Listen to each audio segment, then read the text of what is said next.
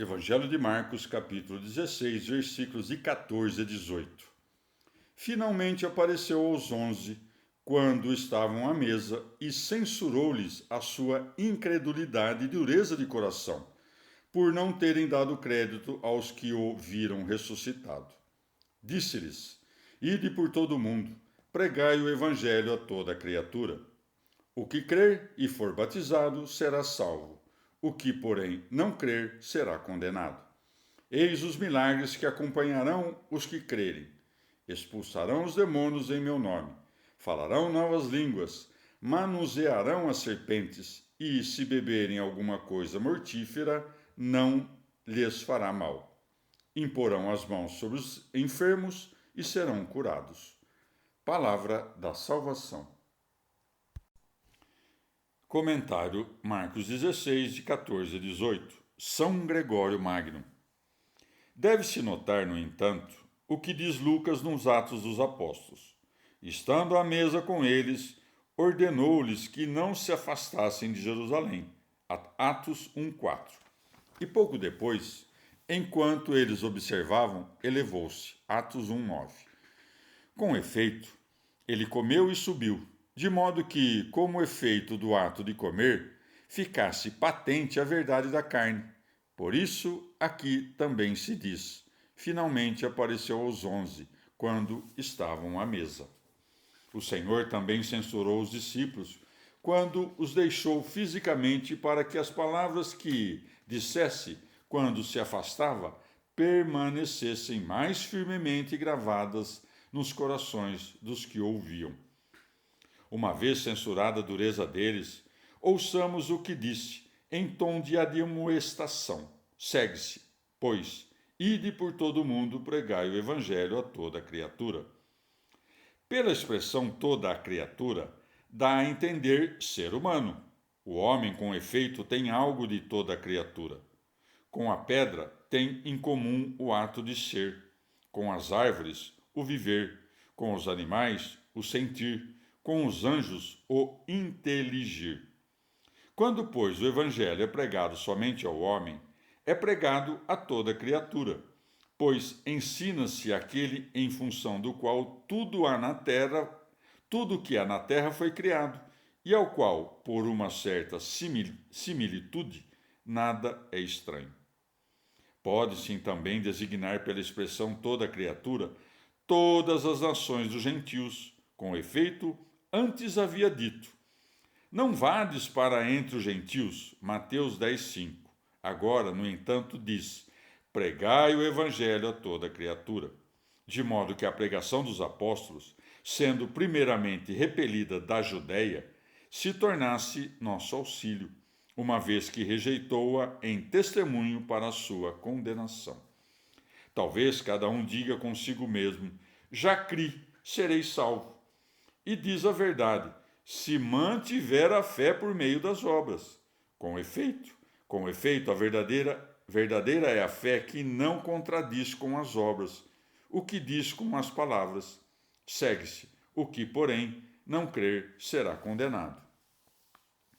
Por acaso, creremos menos pelo fato de não realizarmos esses sinais? Mas eles foram necessários ao início da igreja, pois para que crescesse a fé dos crentes, ela teve de ser alimentada por milagres, pois também nós, quando plantamos árvores, nelas derramamos água até o momento em que a vejamos ter crescido na terra, mas, se tiverem fixado raízes, deixamos de regá-las. Sobre esses sinais e virtudes, temos algo a considerar de modo mais sutil, pois a Santa Igreja faz todos os dias, espiritualmente, o que fazia então corporalmente pelos apóstolos. Com efeito, quando seus sacerdotes impõem, pela graça do exorcismo, as mãos sobre os crentes e proíbem os espíritos malignos de habitar em suas almas, que outra coisa fazem senão expulsar os demônios? E os fiéis que abandonaram as palavras seculares e ressoam os santos mistérios, falam em novas línguas. Aqueles que, por suas boas exortações, retiram a malícia dos corações alheios, subtraem serpentes, manuseando-as. Aqueles que ouvem conselhos pestíferos, mas não são levados a praticar perversidades, bebem algo mortífero, mas que não lhes faz mal. E quando veem seus próximos se debilitarem na prática das boas obras, e com o exemplo de suas próprias obras, dão forças à vida deles, impõem a mão sobre os enfermos e eles são curados. Tais milagres são tantos maiores quanto mais são espirituais, e quanto, por eles, não os corpos, mas as almas são reanimadas. Evangelho de Marcos, capítulo 16, versículos de 19 a 20. O Senhor, depois que assim lhes falou, elevou-se ao céu e foi sentar-se à direita de Deus. Eles, tendo partido, pregaram por toda a parte, cooperando com eles o Senhor e confirmando a palavra com os milagres que a acompanhavam. Palavra da salvação. Comentário Marcos 16, de 19 a 20, São Gregório Magno. No Antigo Testamento, aprendemos que Elias foi arrebatado aos céus, mas um é o céu etéreo, outro é o céu aéreo. O céu aéreo é próximo da terra.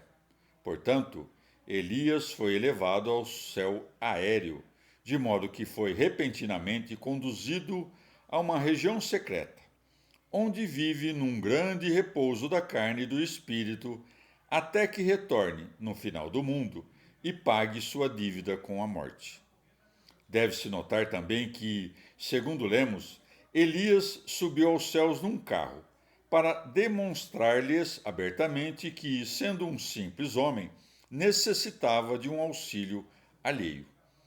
Já quanto ao nosso Redentor, não lemos que foi elevado por um carro ou por anjos, pois quem fez todas as coisas era levado, por seu poder, sobre todas as coisas. Devemos também considerar o que Marcos acrescentou, e foi sentar-se à direita de Deus. Ao passo que Estevão disse: Eis que vejo os céus abertos, e o Filho do Homem em pé à direita de Deus. Atos 7, de 56.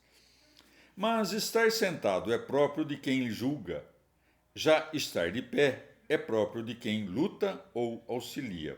Estevão, portanto, estando em meio ao combate dos sofrimentos, viu de pé aquele que teve como auxiliador. Mas aqui Marcos o descreve depois da ascensão como estando sentado, uma vez que, depois da glória de sua ascensão, será visto no fim como juiz. O que se deve considerar nisto, senão que a obediência segue o preceito e que os sinais seguiram a obediência? Pois o Senhor havia preceituado: Ide por todo o mundo pregai o Evangelho. E nos Atos dos Apóstolos, sereis minhas testemunhas até as extremidades da terra. Atos 1:8.